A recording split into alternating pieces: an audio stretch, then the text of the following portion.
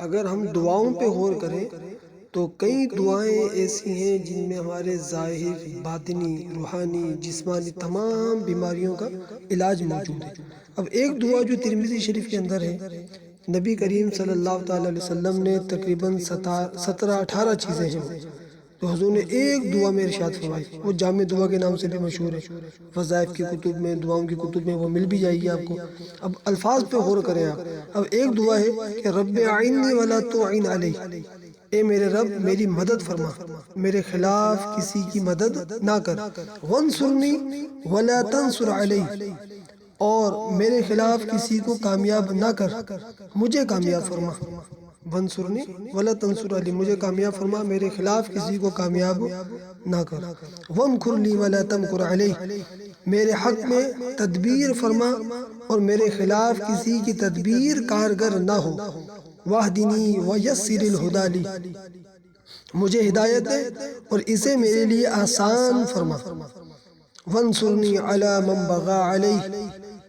مجھ پر زیادتی کرنے والے کے خلاف میری مدد فرما، رب اجعلنی لک شکارا، اے میرے رب تو مجھے اپنا کثرت سے شکر کرنے والا بنا، لک ذکارا، کثرت سے ذکر کرنے والا بنا، لک راہابا، بہت ڈرنے والا بنا، لک مطواعا، اور نہایت فرما بردار خوب اطاعت کرنے والا بنا، لک مخبتا، اور مجھے عاجزی انکساری کرنے والا بنا، الیک اواہم منیبا، بہت گریہ زاری کرنے والا اور تیری ہی جانب رجوع کرنے والا بنا۔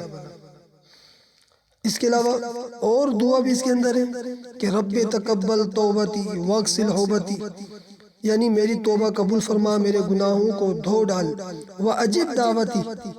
میری دعا قبول فرما، میری دلیل کو قائم فرما، وَثَبِّتْ حُجَّتِي وَسَدْلِلْ لِسَانِي، اور میری زبان کو درست رکھ، وَحْدِي قلبی، میرے دل کو ہدایت پہ قائم رکھ، وَاسْلُلْ سَخِیمَةَ صَدْرِی، اور میرے سینے کی کھوٹ نکال دے۔ یعنی یہ ایک دعا میں آپ کی ظاہری مدد سے لے کر باطنی امراض جو دلوں کے اندر پوشیدہ مرض ہیں ان سب سے نجات کی دعائیں اور اللہ سے پناہ مانگی گئی ہے۔ اللہ سے دعا ہے کہ مولا ہمیں ان دعاؤں کو پڑھ کر اپنے مسائل کو بھی حل کرنے کی توفیق عطا فرمائے۔